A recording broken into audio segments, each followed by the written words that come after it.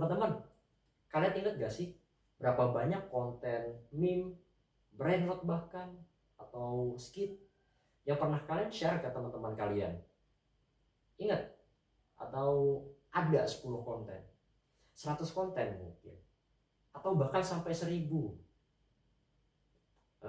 Walaupun rasanya gak mungkin sih untuk ingat hal yang gampang dilewati kayak gitu, tapi kalian pasti notice kalau konten kayak brainrot ini rame dan sangat populer di mana-mana, bahkan di media sosial. Tahu alasannya? Walaupun kita nggak tahu kenapa otak manusia merespon secara positif ke konten brainrot, atau juga jumlahnya, kenapa konten ini bisa populer, kita pun nggak tahu ada berapa banyak konten brainrot yang ada di media sosial. Tapi yang pasti kita tahu kalau konten brainrot ini itu sangat efektif dalam menarik engagement, sangat populer, dan ada banyak variasinya. Pertanyaannya, kok bisa sih sepopuler itu? Kalian pasti bertanya-tanya, orang-orang yang suka brainrot, gimana kok bisa suka sama konten kayak gitu? Apakah lucu? Gimana letak lucunya? Maka dari itu, hari ini kita coba telaah brainrot itu apa sih? Kok bisa dia jadi populer? Apakah karena dia lucu? Lucunya di mana? Yang pasti kita tahu, brainrot itu biasanya tiba-tiba muncul di media sosial, di algoritma orang. Karena dia muncul sekali dan mereka merespon secara positif, algoritmanya di spam sama brainrot. Lebih tepatnya, algoritma itu mengisi feed dari media sosial orang dengan brainrot. Tiba-tiba banyak tuh brainrotnya, makin banyak tuh, bervariasi bahkan, sampai kepala mereka ingat terus sama brainrot, terngiang-ngiang suara brainrot. Contoh, ada 3 brainrot di sini sebagai contoh. Yang pertama, tung tung tung tung sahur, tralalelo tralala, bombardino krokodilo. Nah, ini 3 contoh brainrot yang kalau misalkan kalian tunjukin gambarnya ke orang yang sangat kenal sama brainrot, mereka pasti bisa nyebutin kayak gitu. Why? How? Apa yang bisa disukai dari brainrot ini? Seperti yang kalian notice, sebenarnya 3 brainrot ini tuh cukup similar, cukup sama. Karena tiap brainrot biasanya mengikuti format kayak begini. Misal, tung tung tung tung sahur, tung tung tung tung sahur, tralalelo tralala, bombardino krokodilo. Ketiganya itu di generate AI image ya. Dan formatnya itu di video. Formatnya video, ada background, ada audio. Audionya AI generated juga. Transcribe. Mereka malah menjelaskan kayak background dari masing-masing brainrot ini pakai AI juga. Dan yang pasti ada efeknya, efek berlebih di video mereka. Contoh kedua, nggak semua brainrot itu sebenarnya full di generate AI. Ada yang formatnya seperti ini. Contoh pertama, Jongler. Why so serious?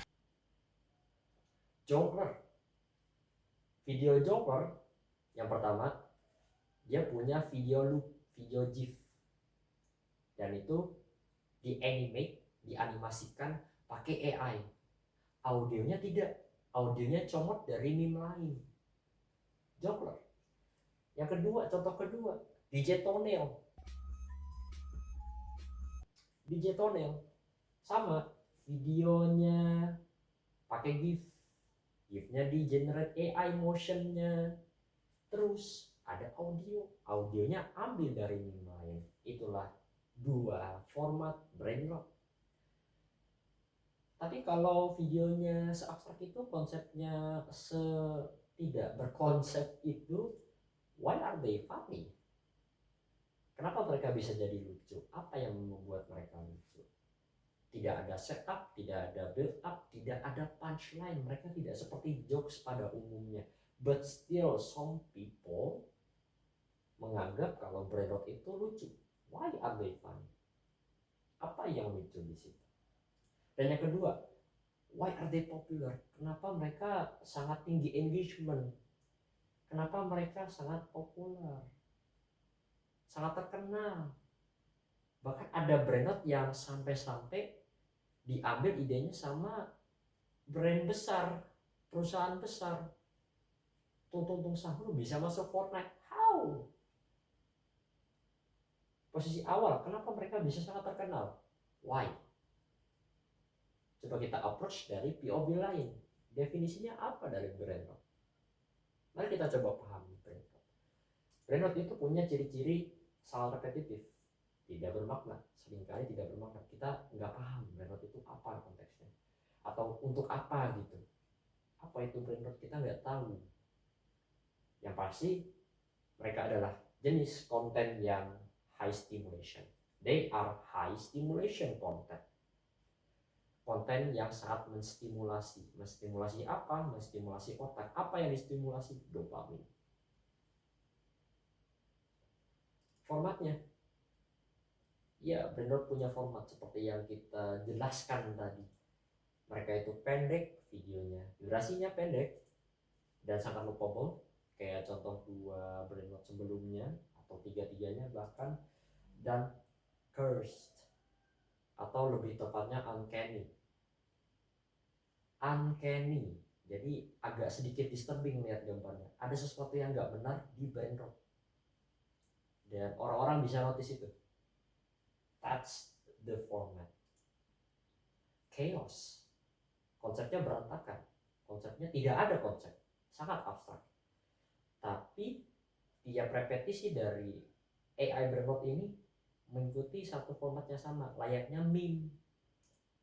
Mereka didesain seperti itu. They are engineered to be so. Mereka direkayasa mengikuti format tertentu. That's why repetisi dari Brainrot biasanya populer. Lalu bagaimana mereka bisa jadi populer? Yang pertama mungkin ada di fungsi otak manusia. Fungsi otak manusia bisa memahami pola. Mereka biasanya mencari pola untuk memahami suatu hal. Introducing Brainrot yang nggak ada polanya sama sekali, dan itu membuat otak bingung. It rots the brain. The brain rots when they see Brainrot. That's why they are called Brainrot. Makanya mereka disebut Brainrot. Dan itu terjadi berulang-ulang selama orang itu mengkonsumsi konten Brainrot. Bisa lama, bisa berjam-jam. Makanya Brainrot bisa terngiang-ngiang di kepala mereka. Next, tentu saja fenomena doom scrolling. Kita di era di mana media sosial mempromosikan konten-konten berdurasi pendek tapi menarik. Kebetulan itu juga Brainrot.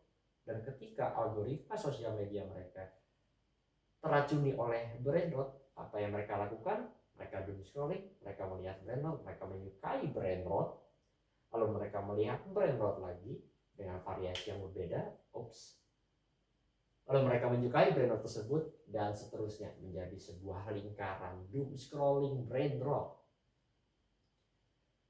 Alasan yang ketiga, fungsi dari sosial media. Sharing sosial media. Seorang pengguna sosial media umumnya pasti punya teman yang menggunakan sosial media yang sama.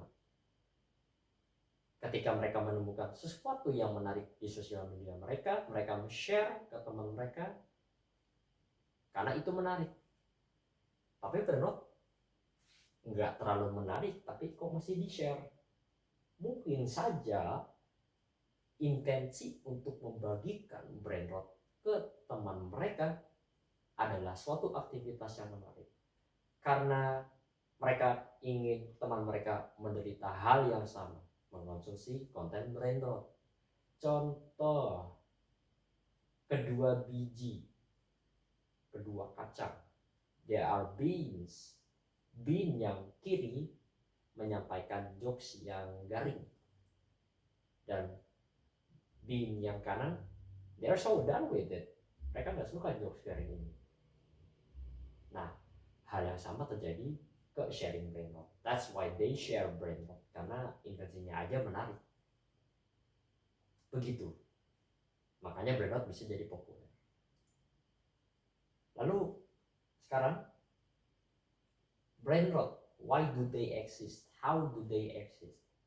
Brain rot di situ anggapannya adalah meme. That's why introducing the internet meme evolution, timeline evolusi meme internet. Diawali dari era yang pertama sekitar tahun 2010-an, di mana template meme-nya adalah background berwarna, karakter ikonik, dan top text bottom text untuk menyampaikan punchline-nya. That's the meme. Contoh meme di Indonesia tahun segitu adalah Mad Dog, Bad Luck Brian, Amin Richman. Mereka semua biasanya punya background berwarna, lalu karakter mereka di tengah ada top text bottom text. Lanjut ke era selanjutnya, di mana video skit, video meme itu sangat populer seiring dengan Vines, video Vines, di mana dari video tersebut di screenshot dijadikan reaction image atau bahkan jadi meme top text bottom text. Lanjut ke era pre-pandemic, di mana ada meme di dalam meme. Masing-masing dari panel ini bisa dijadikan meme top text bottom text, tapi mereka disatukan seperti kayak tier list. That's the meme. Masuklah ke AI boom, di mana penggunaan AI menjadi sangat mainstream. Begitu juga AI generative. Lalu orang-orang menggunakan AI generative untuk mengenerate AI meme. Begitulah AI meme. Sampai ke sekarang, di mana ada lebih banyak konten brain rot karena sosial media mempromosikan konten berdurasi pendek. Terciptalah meme brain rot. Semua meme dari era-era sebelumnya tergabung di sini. That's the evolution of meme, dan itu bagaimana kita bisa sampai ke titik brain rot. Jadi, karena kita menggunakan sosial media, dan sosial media menjadi hal yang sangat mainstream, adalah baik untuk memastikan bahwa lingkungan kita adalah lingkungan yang sehat. That's why before you post, pikirkan sebelum kalian post konten. Is it true? Apakah itu konten yang benar? Apakah itu konten yang faktual? Is it helpful? Apakah itu konten yang membantu? Is it inspiring? Apakah itu konten yang menginspire, memotivasi?